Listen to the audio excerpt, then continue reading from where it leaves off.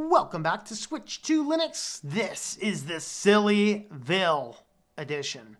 Let's see what kind of silliness is up today. So first, I guess somebody was a little bit too bored and built a tool where you can build a full eco-balanced aquarium in your web browser. Very interesting.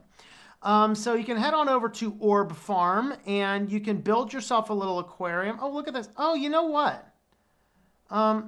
I did this from yesterday. Apparently it stored all the cookies from yesterday because I didn't clear all my cookies out. So my fish tank is still living. I'm surprised. So these guys over here are a little Daphnia swimming around, and I got some fish coming over here. We got algae. Let's add some more Daphnia in. Ooh, these are like Daphnia seeds. Ooh, let's get some bacteria. Bacteria. Need some algae. Grow up some algae. Grass, build some grass, some sand. Do we have glass somewhere? All right.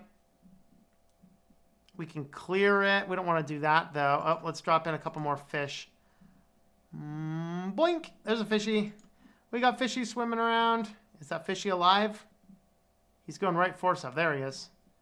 All right, we got fishies swimming around. Look at this. You can have fun with it. You just kind of leave it, and it'll like, it's like all biosustainable. If you get right at it, you can kind of do this. It's kind of like, it's mesmerizing, isn't it? I don't know. I mean, do people have time for this? By the way, you can see the sunrise and sunset. Sunset's there, so my Daphne are going to go to sleep. Here, kitty. Go on, buddy. All the Daphnia there are going to sleep and stuff, and so you don't see them floating around because the sun's up. So I don't know. Do people have time for this, or what's going on? I don't know. Well, soon you'll be able to buy swappable outfits for Lego's Super Mario. So the Super Mario himself, I guess, is $60, and then each one of the power-up suits is $10 each. So then you can take your Mario and you can dress him in. Is this like the flying raccoon? And we got I don't know all the Marios these days. I presume one of these guys is the fireball one. I don't know. But anyway, you can actually come over here and watch the video. They're launching on August 1st. So your starter, I don't know. Why? Here's my question. Is this something for kids or is this something for rejuveniles? Rejuveniles, if you've not read the book Rejuvenile by Christopher Noxon, highly recommend it. An interesting book about how some people just fail to grow up and mature. So I'm having a hard time figuring out what the target this is marketed to, but I thought it was an interesting enough thing, so hey, why not? Well, if you're staying up too late,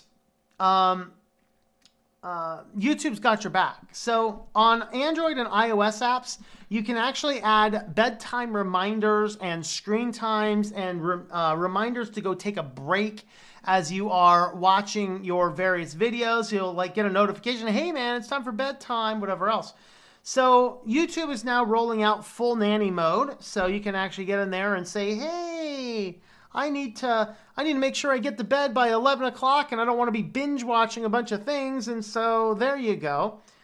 You have the option. Let me know what your general thoughts on that would be. All right, we went through those articles really fast. I'm not sure if they were too silly or not, but this guy here is just a piece of mwah. It's such a wonderful pizza, such a wonderful Italian. So DoorDash and pizza arbitrage. So arbitrage is when you take advantage of markets by leveraging one market against another. I had to look that word up. So if you're not into economics, that's what that is. So it says there is such a thing as a free lunch. Now the article of this, the article is actually new, but it actually started last year. So DoorDash is a very unscrupulous company that, if you remember the article we did with Grubhub not long ago, where Grubhub would buy up domain names that were similar to businesses they wanted to onboard, and then they would just plaster those up, out SEO them, do whatever else, throw their Grubhub phone number, because if you use Grubhub's phone number If you use Grubhub's phone number, then the restaurant is obligated by contract to give money back to Grubhub. And so what they would do is they would blast out all over the place their phone number instead of yours, even to the point where your Google page would get their phone number, your Yelp page would get their phone number. They're clearly doing backdoor deals to get all this. Well, there's this pizzeria, and he said there's 2 locations. I think he said one's in Kansas, and I think maybe one is in Manhattan as well. And he sells a very high-end pizza. And because it's a high-end pizza, and he focuses on the in-house dining experience for his customers, he's never specifically wanted to deliver. And so he's always said, no, I don't deliver. And then one day, he started to get a whole lot of complaints about their pizza being delivered cold. He says, we don't deliver. So he starts looking around, and attached to his Google page for his business was a delivery option. And it was DoorDash. So somehow DoorDash got in there and worked it to add delivery options to the guy's Google business page and Yelp pages and other things. And so people were going on and buying their pizzas. And since these guys did not have the proper hot pizza bags to deliver a hot pizza, they were always delivering cold pizzas. But then what happened is he was looking in, is he realized that the pizza that was listed on their site was $16, but that pizza in his store is $24. And so he calls his friend up and has his friend place an order for 10 pizzas to test this out. And so his friend orders 10 pizzas through DoorDash, and it costs him $160. The DoorDash delivery guy goes in with his DoorDash credit card and spends $240 on pizzas. And so he takes it back, and what they found is, indeed, it worked. So here's the numbers. So trade 1. So each pizza cost him approximately $7, $6.50 and $50, or $50 for the box, 50 cents for the box. So $7 per pizza. So if he paid out $160 out of pocket plus $70 in expenses to net $240 from DoorDash, he just made $10 in pure arbitrage profit. For all that trouble, it really wasn't worth it. But that first experiment did indeed work. So, looking at the cost breakdowns, not all that good. So in his mind, so this is his business friends like, I got some other ideas. Let's do another order for 10 pizzas, but this time he thought, put in just the dough with no toppings. He indicated at the time that it was essentially costless at that scale to make dough. Now suddenly each trade would net $75 in riskless profit from $240 from DoorDash minus the $160 in costs plus the $5 in boxes. This got a bit interesting, but if you do this a few times a night, you can start to see thousands in top line growth with hundreds of pure dollars in pure profit. Maybe you could do this for days on end. So over a few weeks, almost to humor me, we did a few of these trades. I was genuinely curious if DoorDash would catch on, but they didn't.